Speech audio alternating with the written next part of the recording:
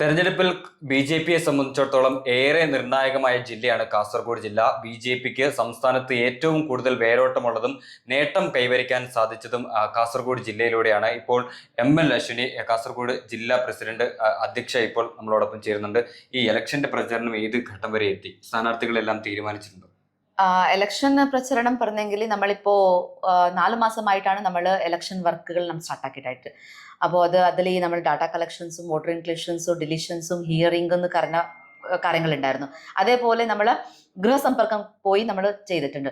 ഇപ്പോൾ ഏകദേശം നമ്മളൊരു 70% ആയിട്ടുള്ള സ്ഥാനാർത്ഥികൾ നിശ്ചയമായിട്ടുണ്ട്. അതേപോലെ ഇന്ന് ഈവനിങ് അല്ലെങ്കിൽ നാളെ രാവിലെ ആകുമ്പോൾ നമ്മൾ 1ാം ഘട്ട സ്ഥാനാർത്ഥി ലിസ്റ്റ് നമ്മൾ പുറത്തുവിടും. അപ്പോൾ നമ്മുടെ പഞ്ചായത്ത് 38 പഞ്ചായത്തും പിന്നെ അതേപോലെ 3 മുനിസിപ്പാലിറ്റിയിലും എല്ലാം സ്ഥലത്തിലും നമ്മളിപ്പോൾ ഏകദേശം സ്ഥാനാർത്ഥികൾ നമ്മൾ ഫിക്സ് ആവാൻ ആയിട്ടുണ്ട്. ഈ സ്ഥാനാർത്ഥി നിർണയത്തിൽ ഏറ്റവും കൂടുതൽ ശ്രദ്ധിച്ച കാര്യം എന്താണ്? മറ്റ് പരമ്പരാഗത ഇത്തരത്തിൽ LDFന്റെയും UDFിൽ നിന്നും വ്യത്യസ്തമായി BJP മുന്നോട്ട് വെക്കുന്ന ഈ സ്ഥാനാർത്ഥി പട്ടികയിൽ ഒരു പ്രത്യേകത എന്താണ്? സ്ഥാനാർത്ഥി പട്ടികയിൽ സ്പെഷ്യൽ നമ്മൾ കണ്ടത് ഒന്ന് യൂത്തിലേക്ക് നമ്മൾ കൊടുക്കണം. ഈ പ്രാവശ്യം ഒരു യൂത്ത് ആയിട്ട് വരണം. അതേപോലെ കുറേ പ്രാവശ്യം മത്സരിച്ച ആൾക്കാരും മുമ്പോട്ട് നിന്നിട്ടായിട്ട് അവർ നയിക്കണം, ഈ ഇലക്ഷൻ നയിക്കണം. അപ്പോൾ ഒരു അവസരം കൂടി നമ്മൾ യൂത്ത് ആയിട്ടുള്ള ആൾക്കാർക്ക് കൊടുക്കണം. അതേപോലെ നമ്മൾ ലേഡീസ് 51% ഉണ്ടെങ്കിലും പോലും ലേഡീസിൻ്റെ സംവരണ സീറ്റിലും ലേഡീസും, അതേപോലെ ചില സ്ഥലത്ത് നമ്മൾ ജനറൽ സീറ്റിലും പോലും ലേഡീസ് ഞങ്ങൾ കൊടുത്തിട്ടുണ്ട്.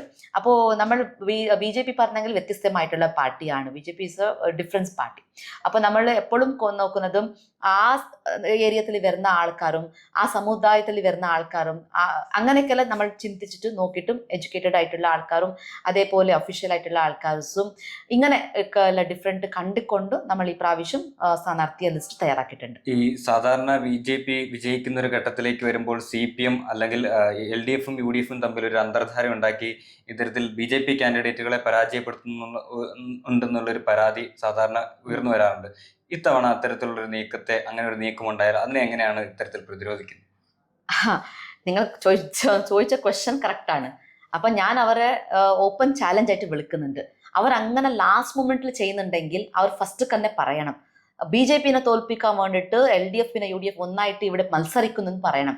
അല്ലാണ്ട് ജനങ്ങളെ വെട്ടിയാക്കാൻ വേണ്ടിയിട്ട് ഇവർ വേറെ സ്ഥാനാർത്ഥി മറ്റവർ വേറെ സ്ഥാനാർത്ഥിയാക്കിയിട്ടായിട്ട് വോട്ടിന് പിടിക്കുന്ന ഇതിലും അതേപോലെ BJPനെ തോൽപ്പിക്കാൻ വേണ്ടിയിട്ട് ലാസ്റ്റ് ഒറ്റക്കെട്ടായിട്ട് നിന്നിട്ടായിട്ട് നമ്മളെ തോൽപ്പിക്കുന്നല്ല, നിങ്ങൾ ട്രയാങ്കുലർ ആയിട്ടുള്ള മത്സരം കൊടുക്കണം. അതേപോലെ ആ മത്സരത്തിന് നമ്മൾ നേര് മത്സരം ആക്കാൻ വേണ്ടിയിട്ട് BJP തയ്യാറാണ്. അതേപോലെ നിങ്ങളും തയ്യാറാവണം എന്ന് അഭ്യർത്ഥിക്കുന്നു. BJP ഇത്തവണ സ്ഥാനാർത്ഥികളെ നിർണയിച്ചിരിക്കുന്നതിൽ ഏറ്റവും വലിയ പ്രത്യേകതയുള്ളത് യൂത്തിനും അതുപോലെ തന്നെ സ്ത്രീകൾക്കും അതുപോലെ തന്നെ ഏറ്റവും മുതിർന്ന BJP അംഗങ്ങൾ, അതായത് ഭരണത്തിൽ പരിചയമുള്ള അംഗങ്ങളെയൊക്കെ പുറത്തിറക്കി ഇത്തരത്തിൽ കളം പിടിക്കാൻ തന്നെയാണ് BJPയുടെ തീരുമാനം. ആദ്യഘട്ട പ്രചരണം ഇതിനോടകം തന്നെ പൂർത്തിയായിട്ടുണ്ട്. ഇത്തവണ BJPക്ക് സംസ്ഥാനത്ത് തന്നെ മാതൃകാപരമായ വിജയം സമ്മാനിക്കുന്ന ജില്ലയായി കാസർഗോഡ് മാറുമെന്ന് തന്നെയാണ് BJPയുടെ ജില്ലാ കമ്മിറ്റി അടക്കം പ്രതീക്ഷിക്കുന്നത്. Joseph Augustine, Kerala vision news, Kasaragod.